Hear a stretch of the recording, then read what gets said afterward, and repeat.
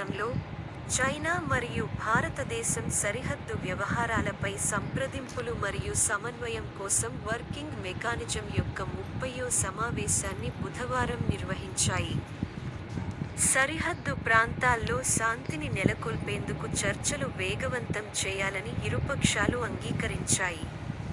ఈ సమావేశానికి చైనా విదేశాంగ మంత్రిత్వ శాఖ సరిహద్దు మరియు సముద్ర వ్యవహారాల విభాగం డైరెక్టర్ జనరల్ హాంగ్ లియాంగ్ మరియు భారత విదేశాంగ మంత్రిత్వ శాఖ తూర్పు ఆసియా విభాగం జాయింట్ సెక్రటరీ గౌరంగలాల్ దాస్ సహా అధ్యక్షత వహించారు. ఇటీవల జరిగిన తమ విదేశాంగ మంత్రుల ద్వైపాక్షిక సమావేశంలో కుదిరిన ముఖ్యమైన ఏకాభిప్రాయాన్ని చురుగ్గా అమలు చేసేందుకు ఇరుపక్షాలు అంగీకరించాయి.